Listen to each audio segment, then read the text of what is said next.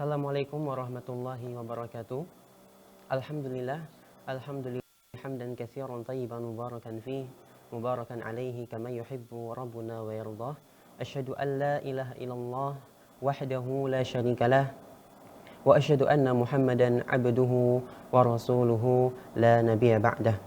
Pemirsa Al-Furqan TV dan pendengar radio Suara Al-Furqan dimanapun Anda berada, alhamdulillah pada kesempatan pada malam hari ini, malam Selasa 30 Syawal 1443 Hijriah, kita dapat dipertemukan kembali di program konsultasi agama bersama Ustadzuna Ustadz Yusuf Abu Ubaidah As-Sidawi hafizahullahu ta'ala.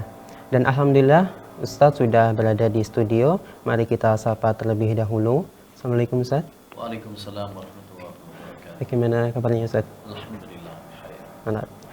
Pemirsa Al-Furqan TV dan pendengar suara radio Al-Furqan dimanapun Anda berada, apabila Anda memiliki pertanyaan seputar agama yang ingin Anda sampaikan kepada Ustadz, dapat Anda sampaikan kepada kami secara langsung melalui pesan WhatsApp di nomor 0812 5952 1312, dan dapat Anda sampaikan juga kepada kami secara langsung melalui layanan telepon di nomor yang sama, yaitu di nomor 0812 5952 1312.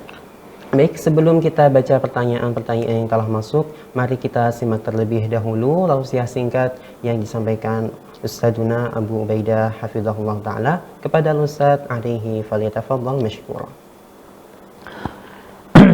Jazakallahu khair. Assalamualaikum warahmatullahi wabarakatuh. Alhamdulillah wassalatu wassalamu ala Rasulillah wala haula wala quwata illa billah, amma ba'd. Kaum muslimin wal muslimat yang semoga senantiasa dirahmati dan diberkahi oleh Allah Subhanahu wa taala.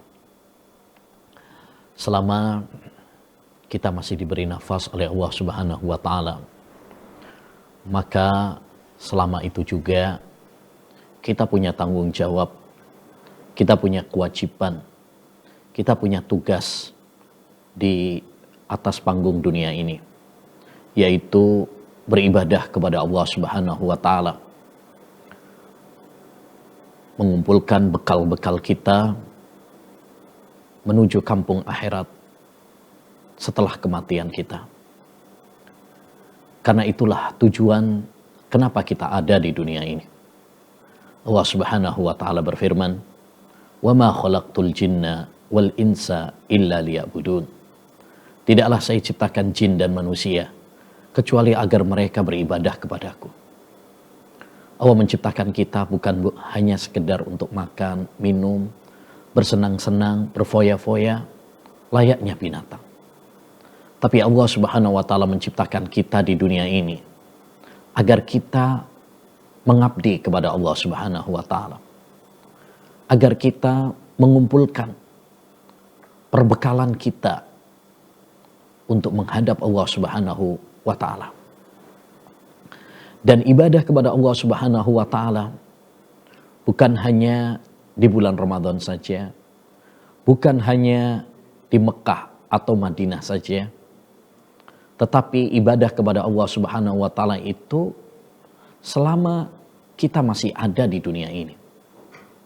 Selama kita masih diberi kesempatan oleh Allah Subhanahu wa taala menghirup udara di dunia ini. Allah Subhanahu wa taala berfirman dalam surat Al-Hijr ayat 99, "Wa'bud rabbaka hatta ya'tiyakal yaqin." Beribadalah kepada Rabbmu sampai al-yaqin datang kepadamu. Apa yang dimaksud dengan al-yaqin? Para ulama ahli tafsir menjelaskan, bahkan disebutkan oleh Syekhul Islam, ini adalah kesepakatan para ulama, yaitu al-maut, kematian. Karena kematian adalah sebuah kemastian, keyakinan yang tidak bisa ditawar-tawar. Maka finish ibadah bukan selesainya bulan Ramadan. Finish ibadah adalah apabila ajal telah tiba. Apabila malaikat maut menghentikan nafas kita.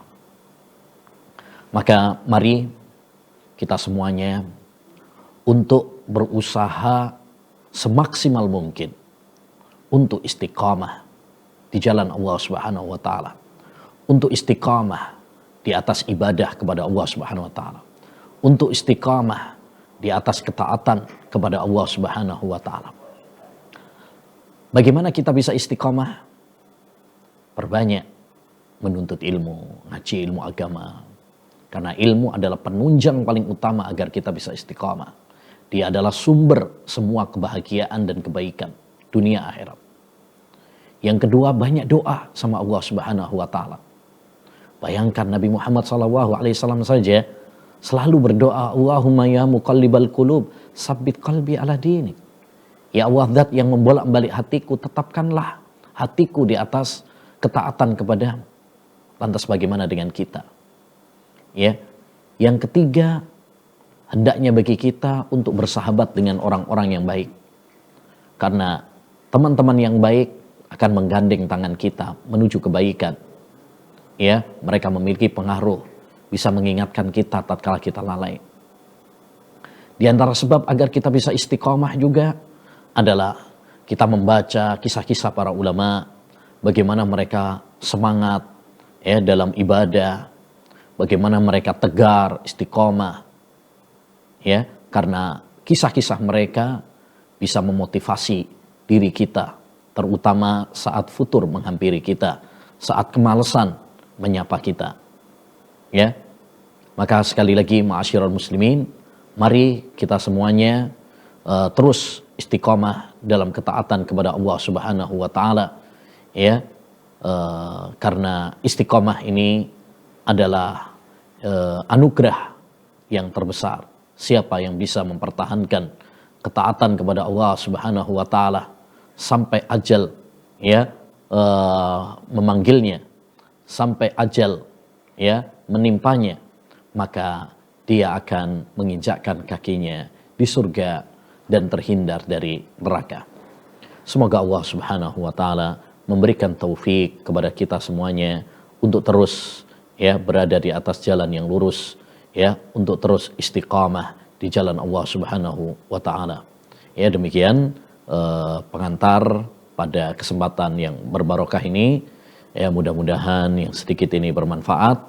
Ya, selanjutnya bagi para pemirsa yang memiliki pertanyaan-pertanyaan ya seputar masalah agama, kita bisa sharing bersama ya jika kami mengetahui jawabannya. Jika tidak, maka itu biarlah menjadi PR bagi kami untuk terus kita kaji, kita cari jawabannya sehingga menambah ilmu bagi kami juga. Ya, demikian wassallallahu wasallam ala nabiyina Muhammad wa ala alihi wa sahbihi ajmain. Baik Ustaz, jazakumullah khairan atas tausiah yang telah disampaikan. Semoga apa yang disampaikan dapat menjadikan ilmu yang bermanfaat bagi kita semua. Baik pemirsa Al-Furqan TV dan pendengar radio suara Al-Furqan dimanapun Anda berada, apabila Anda memiliki pertanyaan seputar agama, dapat Anda sampaikan kepada kami secara langsung. Dapat Anda sampaikan melalui pesan WhatsApp atau di telepon di nomor 812-5952-1312. Baik Ustaz, pertanyaan pertama yang telah masuk Ustaz. Pertanyaan pertama dari Muhammad Syamsul Mu'in. Pertanyaan pertama, afwan Ustaz, air musta'mal itu gambarannya sehari-hari seperti apa? Kami belum menjumpai air bekas bersuci yang diwadahi. Fadhil Ustaz. Ya. Bismillahirrahmanirrahim.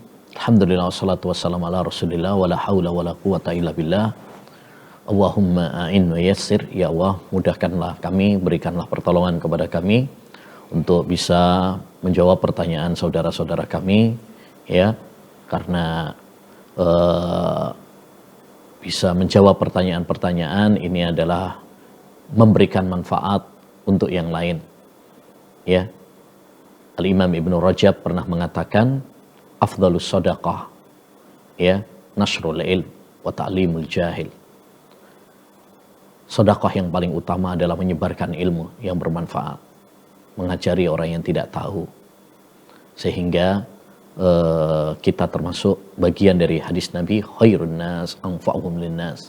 Sebaik-baik manusia adalah yang memberi manfaat kepada orang lain.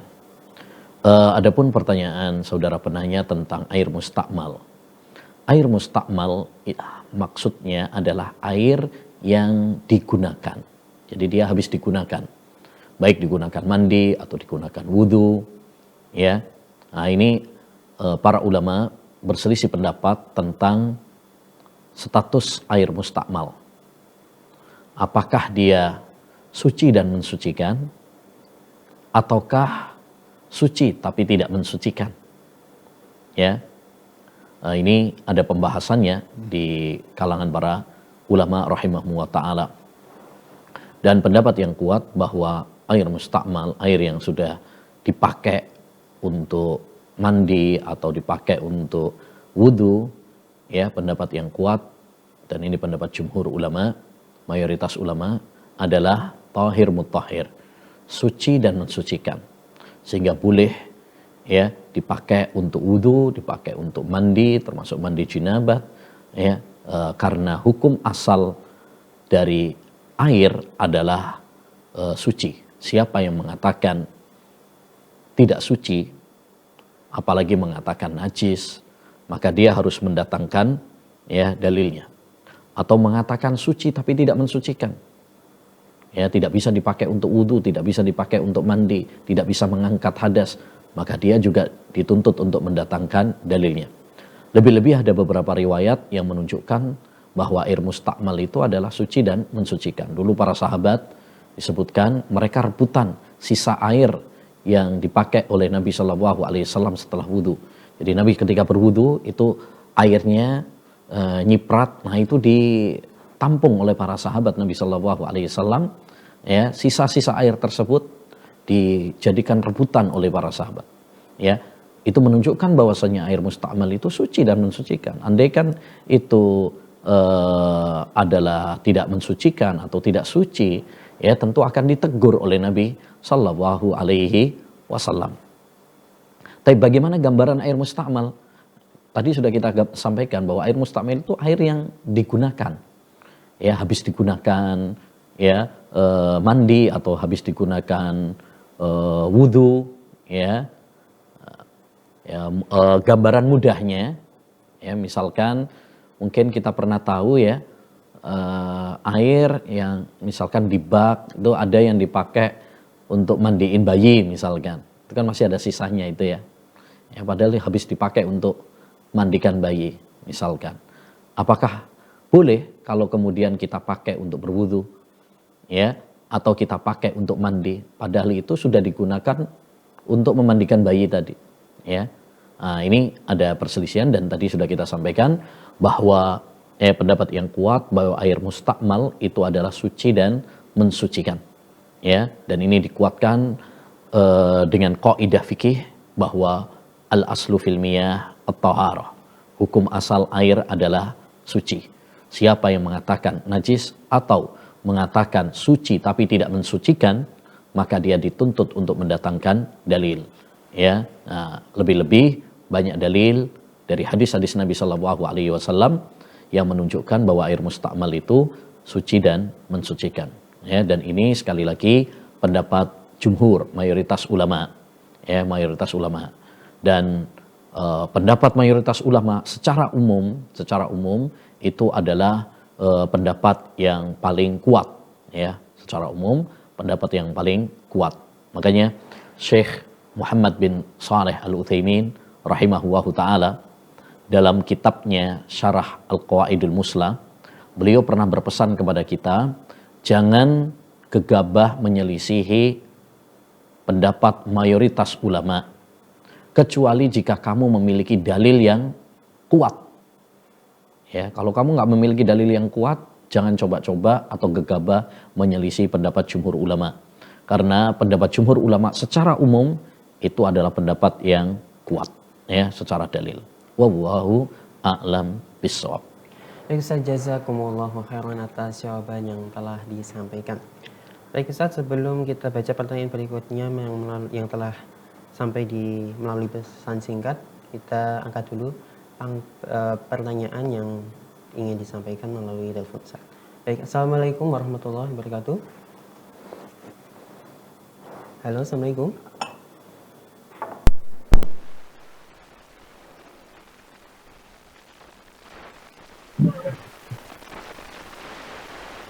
Assalamualaikum. Waalaikumsalam warahmatullahi wabarakatuh.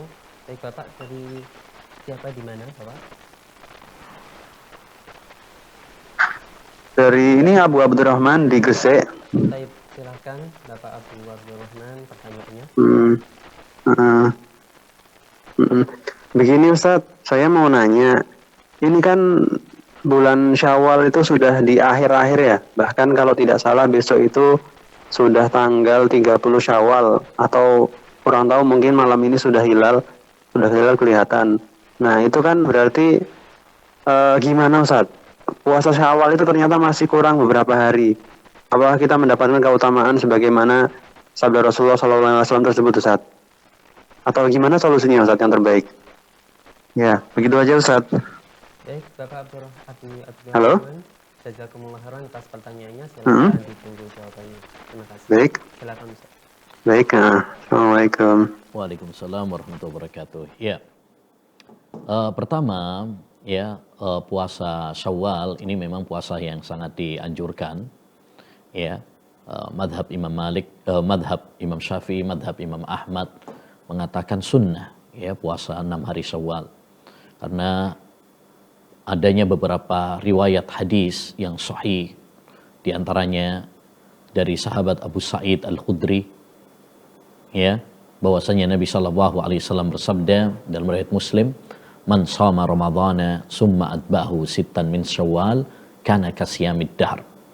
Barang siapa yang puasa Ramadan, kemudian dia mengiringinya dengan puasa 6 hari di bulan Syawal, maka dia mendapatkan pahala seperti puasa selama setahun. Kenapa demikian? Karena satu kebaikan itu dilipat gandakan 10. Jadi kalau puasa 1 bulan Ramadan ya dikalikan 10 berarti 10 bulan. Ya, ditambah 6 hari, 6 hari kali 10 berarti 60 hari. 60 hari sama dengan 2 bulan. Di 10 ditambah 2 sama dengan 12 bulan. 12 bulan sama dengan 1 tahun. Ya, Masya Allah ini luar biasa keutamaan bagi orang-orang yang puasa Ramadan kemudian dia bisa mengiringinya dengan puasa 6 hari bulan Syawal. Oleh karenanya hendaknya bagi setiap muslim dan muslimah ya dianjurkan untuk berpuasa sunnah ini dan utamakan atau usahakan kita menyegerakan, jangan ditunda-tunda. Ya, kalau ditunda-tunda khawatirnya seperti ini, udah mepet, ternyata masih belum selesai. Nah ini, makanya hendaknya bagi kita untuk bersegera melaksanakan puasa 6 hari Syawal ini, ya, jangan ditunda-tunda. Fastabiqul khairat, ya, hendaknya kalian berlomba-lomba. Karena ketika kita menunda-nunda, kita nggak tahu, mungkin ada kesibukan, mungkin ada udzur, ada safar, mungkin kita sakit. Ya, kata Imam Ahmad, at-ta'khiru lahu afat. Mengakhirkan itu banyak cacatnya, ya, banyak cacatnya. Maka jangan suka untuk kita menunda-nunda, ya, karena itu menumpuk tanggungan kita. Semakin cepat, semakin bagus. Sehingga lepas dari tanggungan. Taib, itu poin yang perlu dipahami terlebih dahulu. Sekarang permasalahannya, bagaimana kalau ya sudah habis waktunya, tapi kita belum selesai puasa Syawal kita, ya belum selesai puasa Syawal kita, ya apa yang harus kita lakukan? Apakah kita melanjutkan, ya? Puasa Syawal kita di bulan Dzulqa'dah atau ya sudah ya kita berhenti di bulan Syawal saja sebisanya. Orang yang menunda puasa Syawal hingga habis waktunya ada 2 kemungkinan. Kemungkinan yang pertama adalah dia menundanya padahal tidak ada udzur. Padahal tidak ada udzur. Maka orang seperti ini, tidak boleh bagi dia untuk puasa Syawal keluar dari bulan Syawal. Kenapa demikian? Karena Nabi Shallallahu Alaihi Wasallam, ya, karena Nabi Shallallahu Alaihi Wasallam telah menegaskan puasa 6 hari ini khusus di bulan Syawal. Summa atba'ahu sittan min Syawal. Kemudian dia mengiringinya 6 hari di bulan Syawal. Jadi dikhususkan oleh Nabi puasa Syawal. Kalau dia puasa di luar Syawal tanpa udzur, berarti nggak mendapatkan keutamaan dalam hadis ini, gitu. Karena hadis ini hanya khusus bagi mereka yang puasa di 6 hari bulan Syawal. Ya. Terus bagaimana kalau belum sempurna? Dia baru dapat 3 hari. Ya sudah. Dia tidak mendapatkan keutamaan. Cuma dia dianggap puasa mutlak. Tetap dia dapat pahala. Tapi tidak mendapatkan pahala seperti ya yang tertera dalam hadis. Yang tertera dalam hadis. Dia dapat pahala. Ya, dia misalkan sudah dapat 3 hari, sudah dapat 4 hari, dia dapat pahala puasa 3 hari itu sebagai puasa mutlak, bukan sebagai puasa 6 hari bulan Syawal, ya, gitu. Ini yang pertama. Yang kedua, kalau dia menundanya karena ada udzur. Karena ada udzur, sakit misalkan, atau kalau wanita haid atau nifas, ya, atau safar misalkan. Nah, maka di sini ada perselisihan di kalangan para ulama. Sebagian para ulama mengatakan boleh, kalau memang ada udzur boleh dia melaksanakannya di luar bulan Syawal. Ya, di luar bulan Syawal. Sebagaimana dikiaskan dengan masalah-masalah yang lain di mana Nabi SAW itu sering mengqadha, ya, ketika tidak bisa melaksanakan pada waktunya. Misalkan beliau udzur dari sholat qobliyah subuh misalkan, maka beliau akan mengqadhanya. Atau misalkan tidak sholat malam, maka beliau akan mengqadhanya di pagi harinya. Ya. Sehingga pendapat yang pertama mengatakan boleh diqadha karena memang ada udzur. Pendapat yang kedua mengatakan bahwasanya kalau memang ada udzur, maka tidak perlu untuk diqadha. Tidak perlu untuk diqadha. Kenapa? Karena sudah habis waktunya. Sudah habis waktunya. Itu adalah salat sunnah yang sudah habis waktunya, maka tidak bisa untuk diqadha karena tidak ada dalil yang menunjukkan bisa diqadha di selain bulan Syawal. Ya, pendapat yang pertama ini dikuatkan oleh Syekh Sa'di, Syekh Utsaimin, ya. Pendapat yang kedua dikuatkan Syekh Abdul Aziz bin Baz, Syekh Albani. Jadi ini masalah yang diperselisihkan. Ala kulli hal, kalau memang menundanya karena udzur ini lebih ringan daripada kalau memang tidak ada udzur. Lebih-lebih Nabi SAW mengatakan, idza maridul abdu aw safara kutiba lahu ma kana ya'malu sahihan muqima. Apabila orang itu sakit atau safar, maka dia akan mendapatkan pahala seperti layaknya ketika dia sehat dan ketika dia mukim. Maka intinya, ya, sekali lagi saya ingatkan untuk semuanya, jangan nunda-nunda amal kebajikan, ya. Jangan nunda-nunda amal kebajikan, segeralah melakukannya sebelum kita dalam kesulitan seperti ini, sehingga cari-cari, ya, apakah bisa diqadha di selain bulan Ramadan, di selain bulan Syawal ataukah tidak, ya. Kita lebih selamat adalah cari yang lebih aman, ya. Yang lebih aman yaitu kita melaksanakan secepatnya, sesegera mungkin. Itu lebih bagus. Wallahu a'lam bishawab. Baik Ustaz, jazakumullahu khairan atas jawabannya. Pertanyaan berikutnya Ustaz, pertanyaan yang masuk melalui pesan WhatsApp dari saudari Salatiana. Ustaz, hukum wanita melakukan perjalanan jauh atau safar tanpa mahram itu kan haram. Jadi apakah keringanan-keringanan dalam safar itu tidak berlaku bagi dia dikarenakan safarnya yang haram? Silakan Ustaz. Ya, ini ada dua pembahasan, ya, dalam. Pertama, wanita safar tanpa mahram, ya. Yang kedua, bolehkah wanita yang safar tanpa mahram mengambil rukhsah dalam safar seperti qasar, jama', ya, boleh berbuka dan sebagainya. Adapun yang pertama yaitu apakah wanita, ya, boleh safar tanpa mahram? Ya, tidak boleh. wanita tidak boleh safar tanpa mahram. Sebagaimana dalam hadis dari Nabi sallallahu alaihi wasallam, la yahillu limra'atin tu'minu billahi wal yaumil akhir an tusafira masirata yaumin wa lailah illa ma'adhi mahram. Ya, tidak halal bagi seorang wanita yang beriman kepada Allah dan Rasul untuk melakukan safar, ya, untuk melakukan safar kecuali apabila disertai dengan mahram.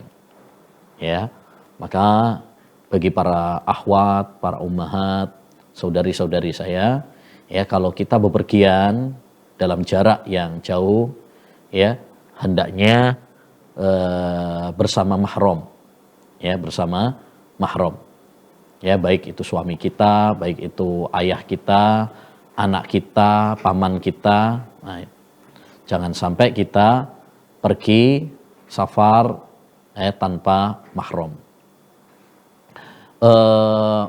Masalah yang kedua, kalau ada seorang wanita yang safar tanpa mahram, bolehkah dia mengambil rukhsah safar? Ya, karena itu maksiat gitu ya. Nah, sedangkan ya dalam kaidah fikih yang disebutkan oleh para ulama, ar-rukhasu la tunatu bil ma'asi. Rukhsah itu tidak digunakan untuk maksiat. Tidak digunakan untuk maksiat. Ya, sehingga para ahli fikih menegaskan tidak boleh rukhsah itu digunakan bagi orang yang safarnya safar maksiat kepada Allah Subhanahu wa taala, ya. Nah, taib. Apakah boleh bagi wanita yang safar tanpa mahram mengambil rukhsah safar? Ya, perlu diketahui bahwa kaidah tadi kaidah yang benar, yaitu kaidah rukhsah itu tidak boleh dipakai untuk maksiat. Tapi ingat bahwa orang safar untuk maksiat itu ada dua. Yang pertama, pada tujuan dia adalah maksiat. Yang kedua, bukan tujuannya maksiat, cuma ada hal-hal yang menyimpang dalam sifat safarnya. Ini harus dibedakan. Ya, adapun orang yang safarnya safar untuk maksiat, seperti misalkan ada orang pergi ke luar negeri misalkan, atau ke mana gitu ya, ke Bali atau kemana, tujuan dia ke sana untuk biar waliyadzubillah, misalkan untuk zina, untuk minum khamr, ya, dan sebagainya. Maka ini ya tidak diperbolehkan untuk mengambil rukhsah safar. Kenapa? Bagaimana mungkin ya engkau mengambil keringanan-keringanan Allah Subhanahu wa taala untuk bermaksiat kepada Allah Subhanahu wa taala. Ya. Dan inilah yang dimaksud oleh kaidah para ulama tadi, ar-rukhasu la tunatu bil ma'asi. Rukhsah itu tidak digunakan untuk maksiat kepada Allah Subhanahu wa taala. Sangat tidak pantas ya seorang bermaksiat kepada Allah kemudian mengambil keringanan-keringanan Allah Subhanahu wa taala. Ini. Baik. Yang kedua adalah orang yang mungkin tujuannya baik. Ya, dia safarnya tujuannya baik, niatnya baik. Cuma ada kemaksiatan di dalam safarnya. Seperti tadi, misalkan, nah ini ada wanita yang safar tanpa mahram, tapi dia tujuannya baik. Misalkan untuk haji, untuk umroh, ya, tapi nggak disertai dengan mahram. Ya, nggak disertai dengan mahram. Bolehkah dia mengambil rukhsah? Boleh. Karena yang paling yang dijadikan patokan adalah tujuan dia safar. Ya, tujuan dia safar. Ya, walaupun dia salah. Ketika dia safar tanpa mahram itu salah. Ya, tetapi boleh bagi dia untuk mengambil rukhsah safar dikarenakan niatnya. Ya, tujuannya. Ya, innamal a'malu binniyat. Sesungguhnya setiap amalan itu tergantung kepada niatnya. Dan para ulama juga mengatakan al-umuru bimaqasidiha. Segala perkara itu ditentukan dengan tujuannya, oleh tujuannya. Jadi kalau wanita yang safar tanpa mahram tersebut dia tujuannya baik ya, safarnya itu baik, cuma dia nggak pakai mahram tetap diperbolehkan untuk mengambil rukhsah safar, ya, mengambil rukhsah safar. Yang tidak boleh kalau misalkan wanita tersebut sudah nggak pakai mahram dan tujuan dia untuk maksiat kepada Allah, misalkan untuk zina, untuk minum khamar, untuk melakukan kemaksiatan, ya, maka ini yang tidak diperbolehkan untuk mengambil rukhsah safar, ya. Wallahu a'lam. Baik Ustaz, jazakumullahu khairan atas jawabannya. Pertanyaan berikutnya Ustaz. Ustaz, apakah kurban itu harus berjenis kelamin laki-laki atau jantan? Silakan Ustaz. Hewan kurban, ya, tidak harus berjenis jantan, ya. Tidak harus laki-laki, tidak harus jantan. Boleh jantan, boleh betina. Ya, boleh jantan, boleh betina. Sebagaimana dalam hadis tentang akikah. Dan perlu diketahui bahwa hukum kurban itu secara umum sama dengan hukum-hukum yang berkaitan dengan akikah. Ya. Karena sama-sama penyembelihan. Sama-sama penyembelihan. Dalam sebuah hadis tentang akikah, Rasulullah mengatakan la yadurrukum dhukranan au inathan. Tidak membahayakan kalian, ya, hewan tersebut jantan ataukah betina. Artinya nggak ada masalah. Ya, hewan yang disembelih untuk akikah itu jantan ataukah betina. Ya, ini dalam masalah akikah. Demikian juga dalam masalah kurban. Jadi nggak ada bedanya dalam masalah ini, ya, antara akikah dengan kurban. Jadi sama-sama boleh, sama-sama diperbolehkan baik dari hewan jantan ataupun betina. Ya. Jadi kalau dibilang bolehnya boleh, sahnya sah. Hanya yang lebih utama adalah yang jantan. Ya, yang jantan itu lebih utama karena ya, yang jantan itu lebih bagus, ya, lebih bagus. Kemudian juga, ya, lebih gemuk biasanya, jadi lebih utama, ya. Semakin hewan itu semakin bagus, semakin gemuk, ya, itu semakin bagus. Rasulullah Shallallahu Alaihi Wasallam disebutkan dalam hadis Anas, dzabahan Nabi Shallallahu Alaihi Wasallam, ya, kabsyaini amlahaini akronaini. Rasulullah SAW menyembelih 2 kambing kibas, ya, yang bagus dan yang bertanduk. Yang bertanduk itu berarti jantan, ya. Ya. Jadi itu yang lebih bagus.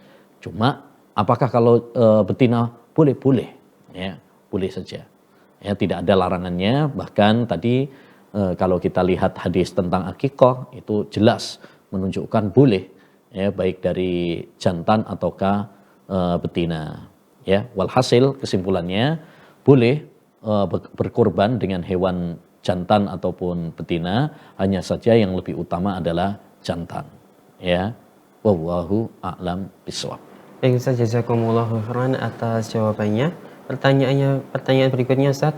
Ustaz, bolehkah menyembelih binatang kurban di rumah kemudian dibagikan ke tetangga-tetangga terdekat? Silakan Ustaz. Ya, boleh. Ya, boleh saja seorang itu menyembelih di rumahnya, artinya nggak harus dibawa ke masjid, ya, nggak harus dibawa ke musola, langgar, nggak harus. Kalau seandainya dia menyembelih sendiri di rumahnya, dia rawat sendiri, dia potong sendiri, ya, dia bagikan sendiri, nggak ada masalah, ya, nggak ada masalah. Dan itulah kebiasaan dulu Nabi, para sahabat, mereka melakukan penyembelihan itu sendiri, artinya tidak diwakilkan. Jadi yang lebih utama malah kalau kita itu menyembelih sendiri, membagikan sendiri, itu lebih utama malah. Ya, lebih utama. Kenapa? Yang lebih utama itu kalau kita sembelih sendiri, kita bagikan sendiri, kita rawat sendiri, kita olah sendiri, ada 2 hal. Alasan kenapa itu lebih utama. 1, agar kita bisa merasakan ibadah. secara langsung kita bisa merasakan bagaimana ibadah kepada Allah SWT. Berbeda kalau kita itu tidak secara langsung ya, kita kurang merasakan ibadah gitu. Yang kedua, kita bisa lebih yakin, lebih mantep. Berbeda kalau kita serahkan kepada orang lain atau kita wakilkan, itu mungkin ada keraguan, sudah belum ya, udah disembelih belum ya. Nah, tapi kalau kita yang sendiri yang menyembelih, kita sendiri yang mengelola, kita sendiri yang membagikan, itu betul-betul kita bisa lebih mantap, lebih tenang. Jadi boleh-boleh saja, bahkan itu lebih utama ya kalau kita mengurus sendiri, menyembelih sendiri, membagikan sendiri, itu lebih bagus ya daripada kalau kita wakilkan. Ya, kalau kita wakilkan. Hanya kalau diwakilkan juga boleh. Rasulullah SAW pernah ketika Hajjatul Wada, Haji Wada, itu menyembelih 100, ya, beliau membawa 100 kambing. 63 beliau sembelih sendiri. Dan sisanya disembelih oleh menantu beliau, yaitu sahabat Ali bin Abi Thalib. Ya. Nah, jadi di situ Nabi SAW menyembelih sendiri. Ini tadi yang sudah kita sampaikan, bahwa orang itu kalau menyembelih sendiri itu yang lebih utama. Karena Rasulullah lebih banyak di situ ya, 63 ekor beliau sembelih sendiri. Kemudian di situ juga terdapat faedah bahwa kalau mewakilkan juga boleh. Buktinya Rasulullah mewakilkan kepada sahabat Ali bin Abi Thalib. Ya, maka seorang dua-duanya boleh. Dia mau menyembelih sendiri, boleh, silahkan. Bahkan itu lebih bagus. Kalau mau diserahkan, diwakilkan ke musola, ke pesantren, yayasan misalkan, ya, karena mungkin dia nggak bisa menyembelih sendiri, nggak berani, atau nggak bisa mengelola sendiri, ya, maka kemudian dia wakilkan, tidak mengapa juga. Jadi dua-duanya itu diperbolehkan, baik secara sendiri atau diwakilkan, dua-duanya adalah boleh. Cuma yang lebih bagus adalah sendiri. Wallahu a'lam. Baik Ustaz, jazakumullahu khairan atas jawabannya. Pertanyaan berikutnya Ustaz. Ustaz, apabila seseorang hilang misalnya hanyut di sungai, bolehkah ke dukun atau peramal untuk mencarinya? Atau apakah ada solusinya di dalam Islam dalam masalah ini? Silakan Ustaz. Ya, solusinya pertama kita berdoa kepada Allah Subhanahu wa taala. Tidak ada yang bisa menyelamatkan orang yang tenggelam kecuali hanya Allah Subhanahu wa taala. Ya, minta sama Allah Subhanahu wa taala. Allah berfirman, "Wa qala rabbukum ud'uni astajib lakum." Rabb kalian mengatakan, berdoalah kepadaku, saya akan kabulkan. Maka banyak doa kepada Allah Subhanahu wa taala. Tidak ada yang sulit bagi Allah Subhanahu wa taala, semuanya mudah bagi Allah Subhanahu wa taala. Yang kedua tentu ikhtiar. Ya, ikhtiar, kita berusaha, bisa bekerja sama dengan pemerintah, ya, tim SAR, ya, TNI, mereka-mereka yang pakar dalam masalah ini, ya, itu namanya ahdul asbab, mengambil sebab.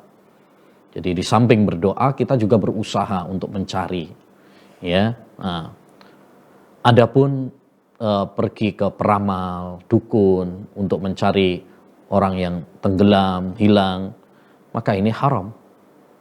Ya, percaya kepada dukun, peramal, ya, ini tidak diperkenankan.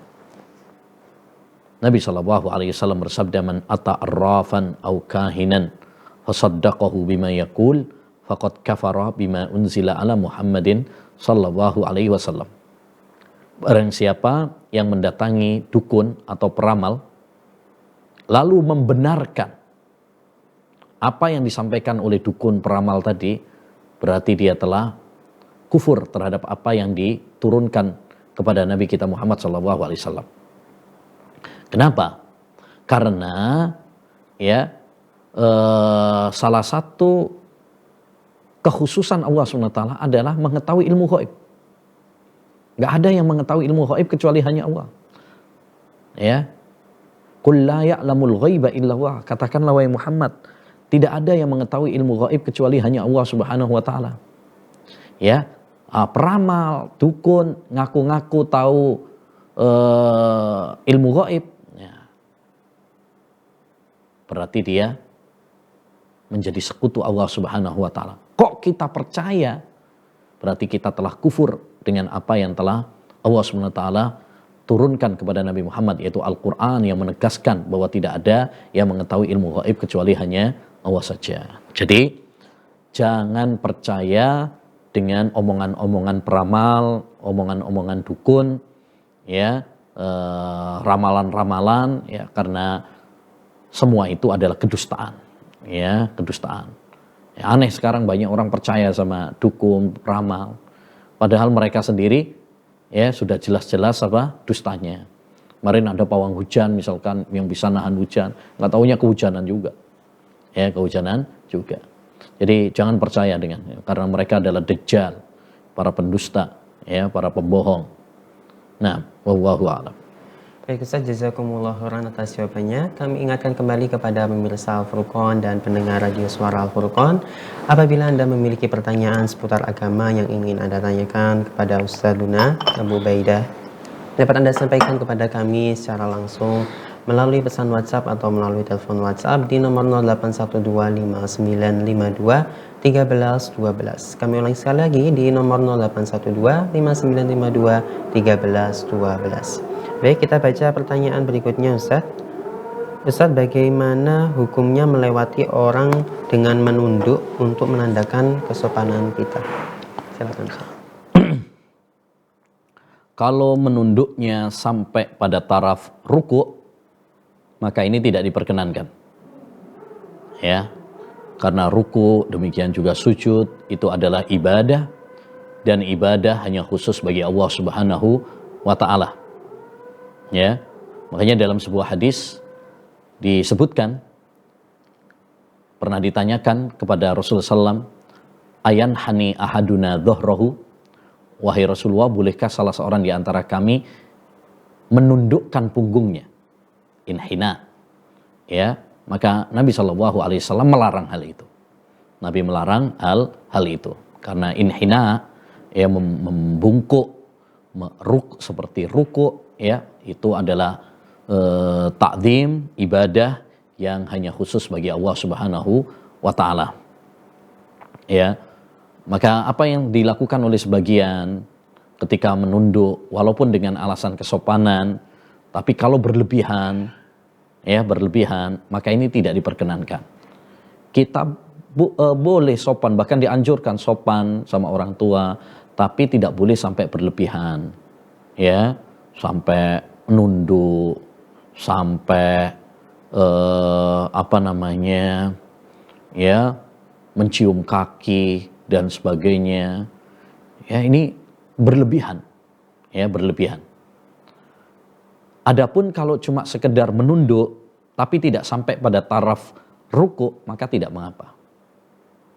Ya, tidak mengapa, dan itu termasuk kesopanan. Ya, kesopanan terutama kita di Indonesia ini, kearifan lokal Indonesia. Jadi kalau tidak sampai kepada taraf membungkuk seperti ruku, ya, tidak mengapa.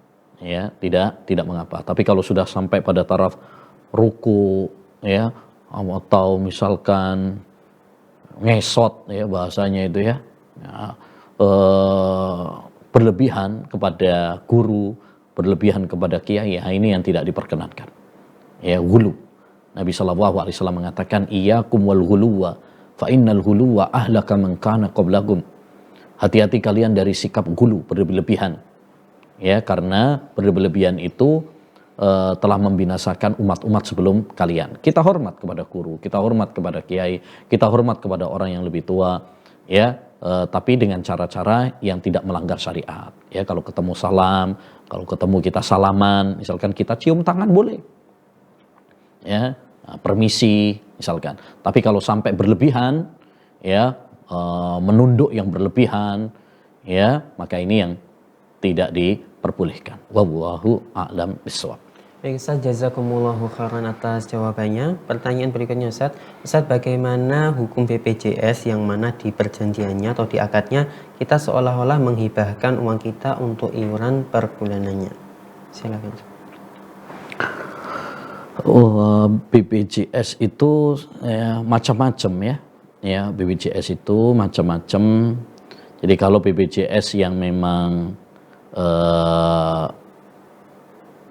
itu diizinkan, ya seperti misalkan yang diberikan oleh pemerintah kepada para fakir miskin, maka tidak mengapa. Ini termasuk asuransi ta'awun. Asuransi ta'awun, ya, yang dijamin oleh pemerintah. Ya, memang salah satu program pemerintah adalah memberikan bantuan kepada mereka-mereka yang fakir dan miskin, ya, terutama dalam ketika sakit, ya, tidak mampu pembayaran obat di rumah sakit dan sebagainya, sehingga ini diberikan kartu BPJS oleh pemerintah. Nah, seperti ini maka tidak mengapa. Ini termasuk asuransi ta'awun, ya, tolong menolong. Tapi kalau BPJS yang sifatnya asuransi konvensional, ya, di mana seorang membayar iuran setoran setiap bulan, ya, nanti kalau misalkan ada kecelakaan diambilkan dari BPJS tersebut. Kalau nggak ada kecelakaan, maka apa yang dia bayarkan berarti sia-sia, ya. Ini sama seperti asuransi konvensional yang itu hukumnya adalah haram karena mengandung unsur gharar, spekulasi, ya, keboliman dan perjudian. Jadi BPJS itu macam-macam, harus dilihat dulu, dipetakan terlebih dahulu BPJS yang mana. Ya, kalau BPJS yang sifatnya asuransi ta'awun maka boleh, ya. Tapi kalau yang sifatnya asuransi konvensional maka tidak diperbolehkan, ya, maka tidak diperbolehkan. Wallahu a'lam bishawab. Baik Ustaz, jazakumullahu khairan atas jawaban yang telah disampaikan. Kami ingatkan kembali kepada pemirsa Al-Furqan dan pendengar radio Suara Al-Furqan dimanapun Anda berada, apabila Anda memiliki pertanyaan seputar agama yang ingin Anda sampaikan, dapat Anda kirimkan melalui pesan WhatsApp atau dapat Anda ajukan secara langsung melalui telepon WhatsApp di nomor 0812 5952 1312. Baik Ustaz, pertanyaan berikutnya, pertanyaan dari Putra di Bandung. Ustaz izin bertanya, apa hukumnya pemesraan dengan istri seperti mencium pemesraan dengan istri? Seperti mencium istri atau memeluk istri dan lain-lain di depan umum. Barakallahu fiikum. Silakan. Oh, tidak boleh, ya. Pemesraan, mencium istri, memeluk istri di depan umum, ya, di depan umum, maka ini tidak diperkenankan, ya. Itu urusan pribadi, ya. Silahkan suami melakukan hal itu di kamar rumah Anda, ya. Tapi kalau memamerkan hal itu di publik, di muka umum, termasuk dalam hal ini apabila kita memamerkannya di media sosial, ya, maka ini tidak diperkenankan, ya. Termasuk misalkan ketika di bandara dan sebagainya, ya. Nah, ini tidak diperkenankan, ya. Hendaknya bagi kita untuk memiliki sifat malu, ya. Inna mimma adrakan nas min kalamin nubuwatil ula idza lam tastahi fasna ma syi'ta, ya, termasuk kalimat yang merupakan peninggalan dari para nabi dahulu adalah jika kamu tidak memiliki malu, berbuatlah sesukamu, ya. Seorang muslim muslimah harus memiliki sifat malu, ya, apalagi di depan umum, ya, tidak diperkenankan. Jangan sampai kita masuk seperti yang disebutkan oleh Nabi SAW, ya, bahwa orang yang menceritakan tentang hubungan intimnya kepada orang lain itu disamakan oleh Nabi SAW seperti setan laki-laki yang berhubungan dengan setan perempuan kemudian ditonton orang banyak, ya. Bayangkan itu menceritakan tentang hubungan intimnya atau apa yang terjadi cuma cerita itu saja tidak diperkenankan oleh Nabi SAW. Bagaimana dengan mempraktekannya, ya, bagaimana dengan kita tadi bermesraan di depan umum, ya, tentu ini tidak diperkenankan, ya, karena ini bertentangan dengan sifat malu yang harus dimiliki oleh setiap muslim dan muslimah. Jadi silahkan Anda melakukan hal itu tapi di tempat ya yang tertutup, ya di kamar, ya di kamar rumah, atau misalkan sewa, misalkan di hotel, silakan. Ya, di tempat yang tertutup antara Anda dengan istri saja. Adapun apabila ditonton orang banyak, dilihat orang banyak, ya, maka ini tidak diperkenankan. Wallahu a'lam. Baik Ustaz, jazakumullahu khairan atas jawabannya. Pertanyaan berikutnya Ustaz. Assalamualaikum, maaf mau bertanya Ustaz, apa hukum anak yang sudah dewasa, usia sudah 20 tahun lebih, yang kuliah agama atau mondok dengan biaya dari orang tua yang hasil pekerjaannya haram atau tidak sepenuhnya halal? Apakah anak tersebut lebih baik bekerja saja mencari harta yang halal, mengingat usia sudah dewasa, sudah 20 tahun lebih? Syukron, jazakumullahu khairan. Silakan Ustaz. Allahul musta'an. Ya, pertama tentunya ya kewajiban bagi orang tua ya untuk menafkahi istri dan anak-anaknya dengan harta yang halal. Jangan sampai kita menafkahi anak-anak kita dengan harta yang haram. Kullu lahmin nabata minal haram fannaru aula bihi. Karena setiap daging yang tumbuh dari harta yang haram, maka itu neraka lebih utama bagi dia.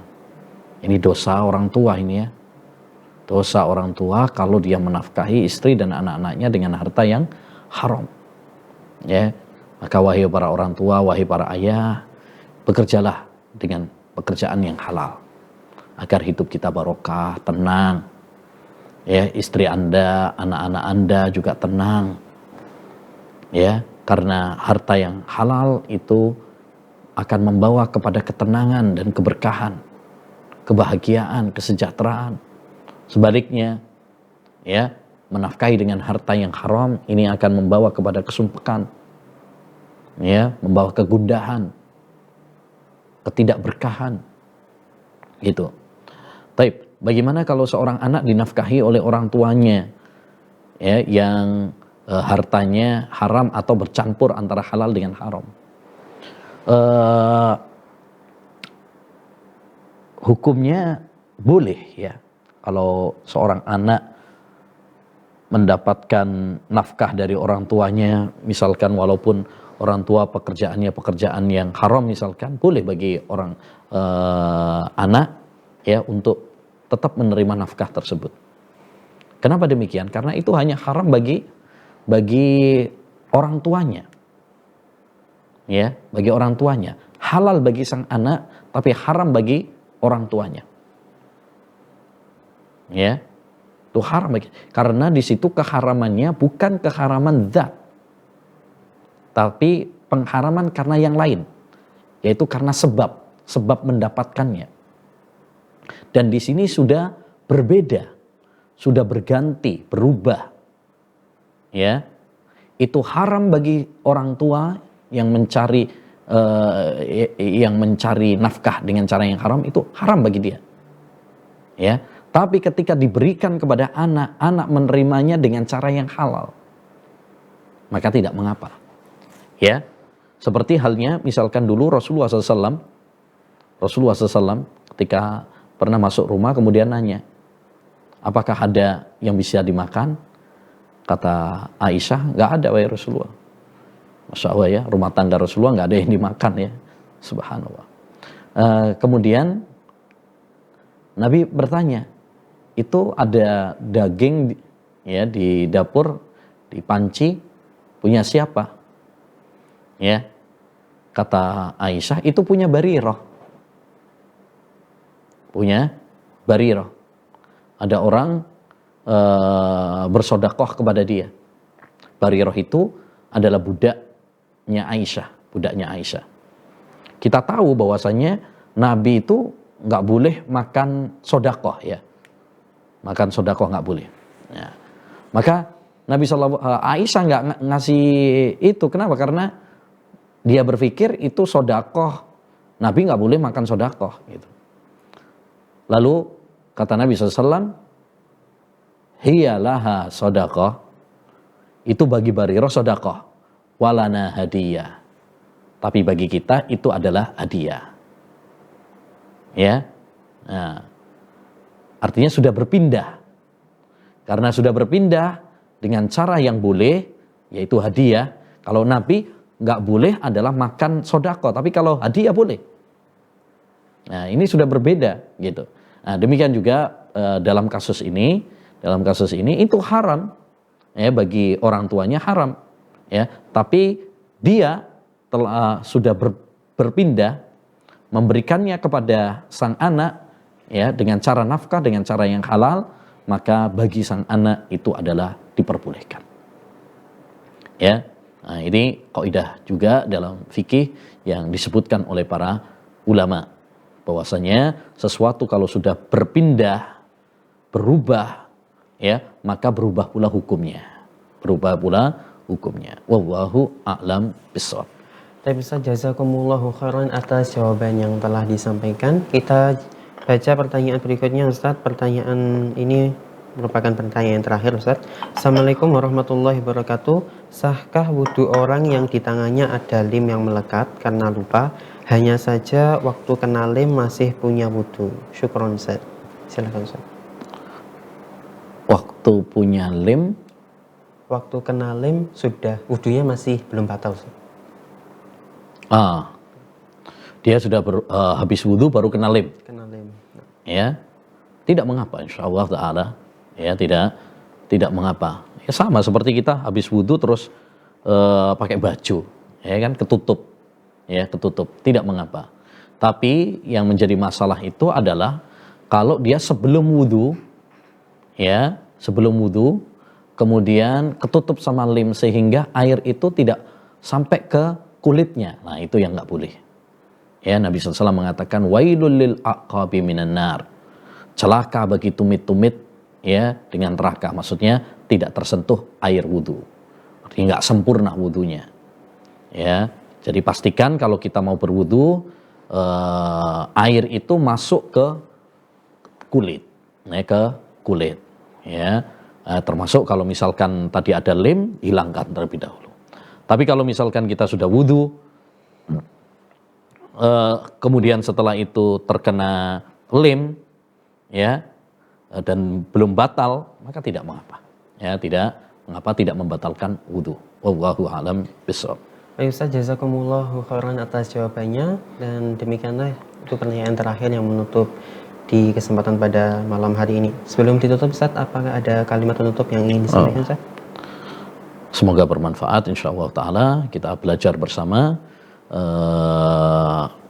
ya bagi kaum muslimin ya, terus semangat belajar ilmu agama. Kalau ada hal-hal yang kita belum tahu, tanyakan ya kepada orang yang berilmu ya, kepada para ustadz, kepada para ulama, agar kita bisa beribadah kepada Allah Subhanahu wa taala di atas ilmu ya, ilmu Al-Qur'an dan sunnah. Wallahu a'lam.